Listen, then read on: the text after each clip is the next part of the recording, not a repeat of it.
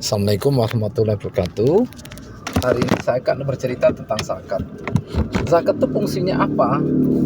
Nah, jadi dalam agama sejak kita SD sudah diajarkan tentang zakat itu. Ada beberapa macam zakat kan. Ada zakat fitrah, ada juga zakat mal namanya, zakat harta. Nah, sekarang saya akan fokus ke cara menyampaikan zakat itu. Kalau zakat fitrah biasanya kita sampaikan pada orang-orang di sekeliling rumah kita, karena tidak banyak jumlahnya. Misalnya di rumah kita hanya ada kita sendiri, ya cuma satu zakat fitrahnya. Dua orang, hanya dua zakat fitrahnya. Nah, ketika kita mengeluarkan zakat mal atau zakat harta, itu jumlahnya biasanya cukup banyak ya. Karena banyak, kemudian kita buatlah daftar orang-orang yang menerima zakat itu. Mulai dari orang terdekat dulu dalam keluarga. Setelah itu orang-orang terdekat dengan tempat tinggal kita. Nah, cara yang sangat baik. Jadi kita tahu persis bahwa orang itu memang butuh dengan zakat itu. Kemudian bagaimana menyampaikannya? Nah, menurut saya, mudah-mudahan Anda sepakat atau tidak sepakat ya.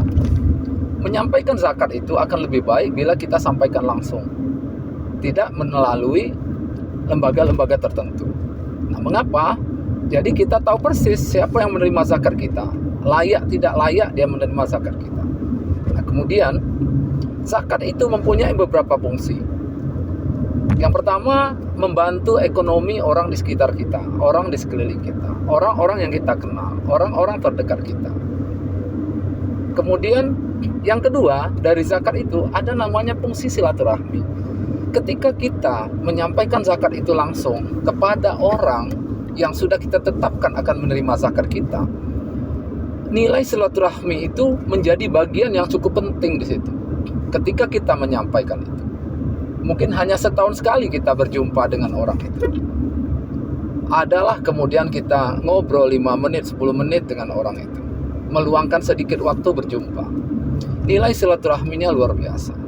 Ada kedekatan kemudian di situ dari komunikasi yang singkat itu. Muncullah namanya bonding.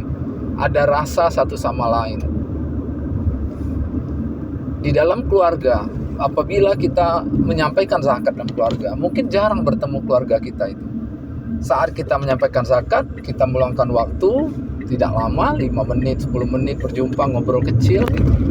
Dari situ tercipta komunikasi lagi. Terkadang dalam lingkungan keluarga pun, ada anggota keluarga yang sangat jarang berjumpa. Ada juga anggota keluarga yang dengan sengaja menjauh, dengan sengaja menghilang, karena berbagai faktor, karena berbagai aspek. Ketika kita menyampaikan zakat kepada orang yang memang berhak menerimanya itu, bonding itu tercipta kembali. Orang-orang yang tadinya terasa asing satu sama lain, lama-lama mendekat kembali. Lama-lama saling menyapa, lama-lama saling bercengkrama, bercakap-cakap.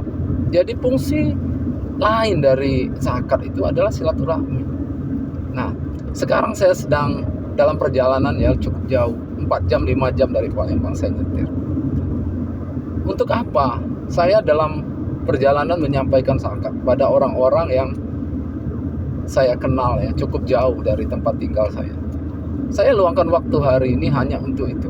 Untuk apa? Untuk menjaga silaturahmi tetap terjaga.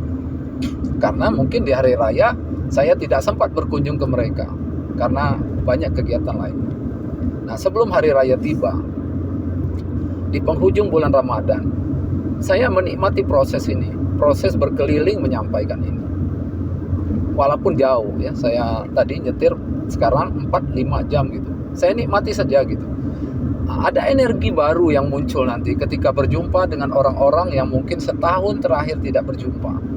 Dan kemudian bonding itu tercipta lagi, walaupun mungkin kuantitas pertemuan itu jarang. Karena ada